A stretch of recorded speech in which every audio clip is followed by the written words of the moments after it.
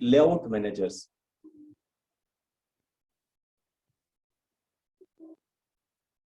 अभी आपने देखा कि जब प्रीवियसली एक ही बटन जब फ्रेम में ड्रॉ किया था, ओके, तो कुछ इस तरीके से आउटपुट आया था कि उसने क्या किया था, पूरी फ्रेम को आप कवर कर लिया था। ओके, जो बटन ड्रॉ हुआ था वो कुछ इस तरीके से था, पूरी की पूरी फ्रेम के ऊपर क्या हो गया था, वो कवर कर लिया था। इट मीन्स जब क्या हो, कोई पर्टिकुलर कंटेनर है, फॉर एग्जांपल आपके पास फ्रेम है और उसके अंदर आपको बहुत सारे आपको कंपोनेंट्स ऐड करने हैं, फॉर एग्जांपल आपको बहुत सारे बटन ऐड करने हैं। ओके, अभी एक ही कंपोनेंट डिस्कस किया है तो उसी की बात कर रहे हैं। ओके, तो बहुत सारे कंपोनेंट्स या बहुत सारे बटन्स आपको क्या करने हैं, उसे अंदर ऐड करने हैं। तो उनका जो पर्टिकुलर डिजाइन है या लेआउट है वो किस तरीके से होगा, तो उस पर्टिकुलर लेआउट को किस फॉर्म में आप अरेंज करेंगे या किस तरीके से लेआउट में आप क्या करेंगे, उसे डिजाइन करेंगे, that will be defined by layout manager. Okay, so layout manager क्या है, बेसिकली layout manager भी एक क्लास है और इसकी बहुत सी सब क्लासेस हैं। ओके, बहुत सी क्या है, सब क्लासेस हैं जो कि अलग अलग तरह के लेआउट को डिफाइन करती हैं। Okay, so layout is the arrangement of the several components into the container is called as layout. Okay, and it will be defined by layout manager class and its सब classes. Okay, सो जो इसकी सब classes हैं वो अलग अलग तरह के लेआउट को क्या करती है, डिफाइन करती है। तो बहुत सारे अलग अलग तरह के लेआउट है, उसी की पर्टिकुलर सब क्लास या उस क्लास के नेम से है और उसी की मदद से उन्हें यूज किया जाता है। ओके,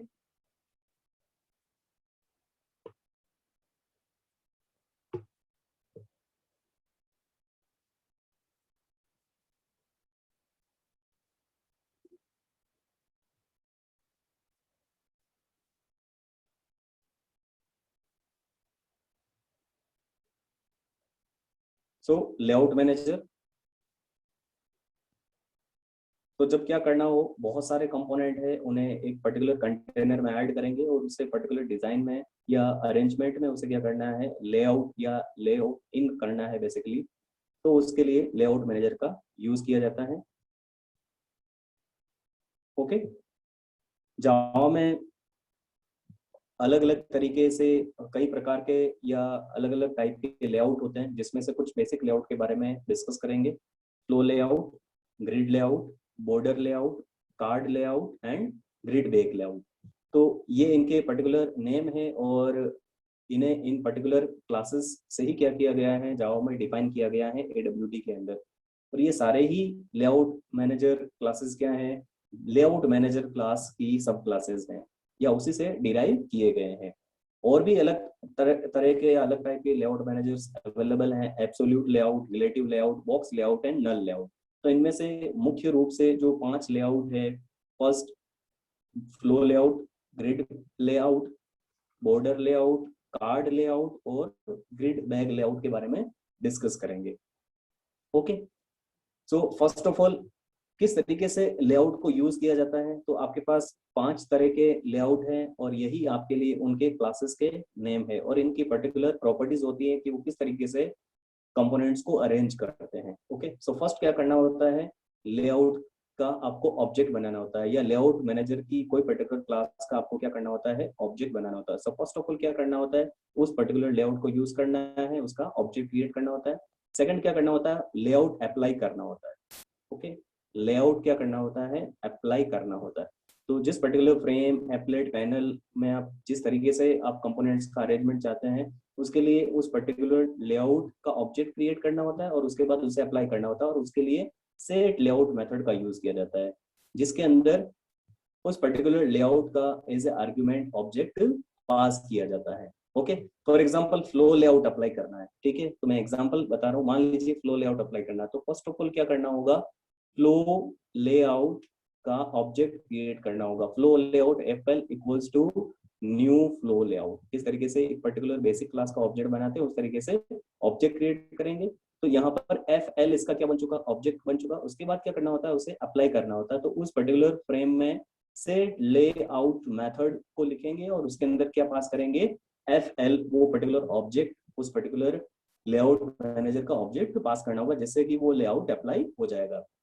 ओके, तो उससे पहले पर्टिकुलर इंडिविजुअल लेआउट को समझना जरूरी है कि उनकी क्या बेसिक प्रॉपर्टीज होती है। ओके, उससे पहले कुछ इंपॉर्टेंट पॉइंट्स है जिसके बारे में आपको बता रहा हूँ। फर्स्ट, पैनल का जो डिफॉल्ट लेआउट है वो क्या होता है, हमेशा फ्लो लेआउट होता है डिफॉल्ट। एप्लेट के लिए डिफॉल्ट लेआउट होता है फ्लो लेआउट विद सेंटर, और फ्रेम के लिए जो डिफॉल्ट लेआउट होता है वो होता है बॉर्डर लेआउट। ओके, सो अभी जो कि देखा था कि फ्रेम में बटन को ड्रॉ किया था और बटन कहाँ पर डिस्प्ले होता, पूरे एंटायर रीजन को कवर कर लिया था। तो इन्हें समझने के लिए क्या करना होगा, वन बाय वन इनकी प्रॉपर्टीज को डिस्कस करेंगे, उसके बाद ही क्या कर पाएंगे, इनको यूज कर पाएंगे।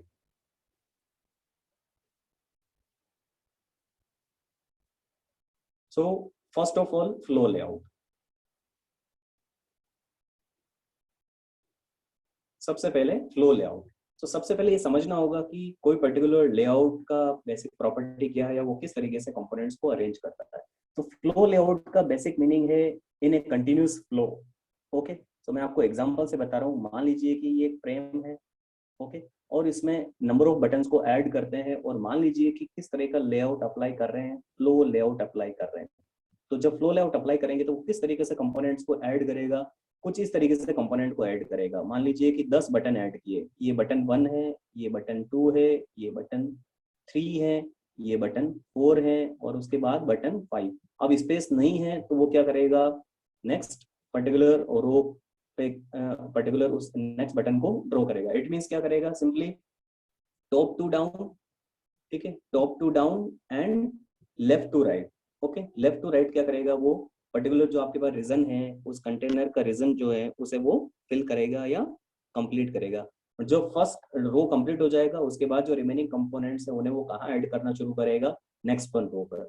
सो ये क्या करता है, सिंपली लेफ्ट टॉप से क्या करता है, लेफ्ट टू राइट और टॉप टू बॉटम क्या करता है, वो कंपोनेंट्स को ऐड करता है। जब किसी पर्टिकुलर रो पर कंपोनेंट्स जो नेक्स्ट वन आ रहा है वो अगर फिट नहीं हो रहा है, उस पर नहीं आ पा रहा है, तो उस केस में वो क्या करता है, उसे नेक्स्ट लाइन पर ऐड करता है या नेक्स्ट लाइन क्रिएट करता है।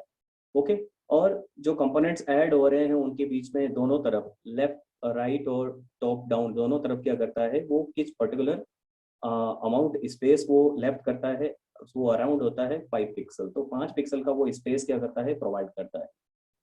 इसमें 3 तरीके के कंस्ट्रक्टर फॉर्मेट्स अवेलेबल है, 3 तरीके से, 3 प्रॉपर्टीज के साथ आप फ्लो लेआउट का ऑब्जेक्ट आप क्रिएट कर सकते हैं। फर्स्ट है फ्लो लेआउट विद डिफॉल्ट, तो इसमें 5 पिक्सल का स्पेस होता है। ओके, और सिंपली ये कहाँ से ड्रॉ करना शुरू करेगा, कंपोनेंट्स को सेंटर से ड्रॉ करना शुरू करेगा। दूसरा है फ्लो लेआउट, जिसमें कि आप इसका अलाइनमेंट बदल सकते हैं, आप लेफ्ट से कंपोनेंट को स्टार्ट करना चाह रहे हैं या राइट से या फिर सेंटर से। सो आप लेफ्ट से, सेंटर से या फिर राइट से उसका अलाइनमेंट स्टार्ट कर सकते हैं। और उसके बाद है third, alignment with additional spacing.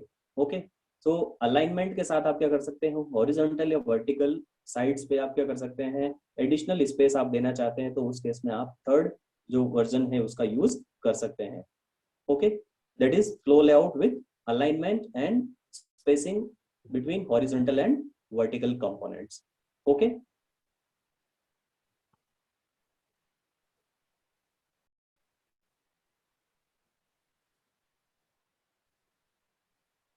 so this is the sample program for flow layout. Okay, तो मैंने एक फ्रेम क्रिएट किया है जिसका नाम है माई फ्लो लेआउट, और उसमें फ्रेम क्लास को एक्सटेंड किया है। तो फ्रेम क्रिएट किया है और उसका लेआउट मैंने फ्लो लेआउट अप्लाई किया है। ओके, कुछ इस तरीके से। तो फ्लो लेआउट का मुझे क्या करना होगा, ऑब्जेक्ट बनाना होगा। तो फ्लो लेआउट का मैंने क्या किया, ऑब्जेक्ट क्रिएट किया, ये ऑब्जेक्ट क्रिएशन है उस पर्टिकुलर लेआउट का। देन क्या किया, next method set layout method मैंने कॉल किया और उसमें मैंने उस ऑब्जेक्ट को पास किया। तो ऑब्जेक्ट क्रिएट किया और दूसरा स्टेप ने क्या किया, सेट लेआउट मेथड का यूज किया है और उससे मैंने वो पर्टिकुलर लेआउट अप्लाई किया है। देन मैंने उसके अंदर कुछ कंपोनेंट्स मैंने ऐड किए हैं। तो बटन एक ही कंपोनेंट डिस्कस किया है अभी तक, तो मैंने 10 बटन मुझे ड्रॉ करने हैं, तो मैंने उसके लिए यहाँ पर लूप का यूज किया है। Okay okay, i equals to 1 to i less than equals to 10, और उसमें ऐड मेथड को कॉल किया है और उसके अंदर न्यू बटन, बटन प्लस आई, ये उसके लिए क्या हो जाएगा, कैप्शन हो जाएगा। तो बटन 1 2 3 4 इस तरीके से 10 बटन ड्रॉ जाएंगे और वो ऐड होंगे। तो उसका आउटपुट किस तरीके से नजर आता है। और यहाँ पर फाइनली क्या किया है, उस पर्टिकुलर फ्रेम को आउटपुट के लिए मैंने ऑब्जेक्ट क्रिएट किया है। तो अभी फ्रेम का अपन आउटपुट देखते हैं, इसे एग्जीक्यूट करते हैं। फ्लो लेआउट अप्लाई कर रखा है। ओके, तो जब आप एग्जीक्यूट करेंगे आपको आउटपुट नजर आ रहा होगा। ओके, तो आप जैसा कि देख रहे हैं आउटपुट किस तरीके से नजर आ रहा है।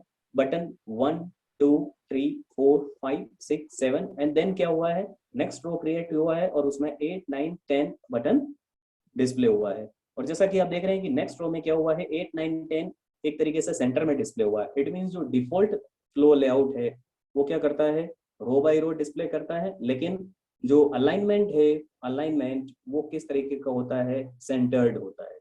ओके,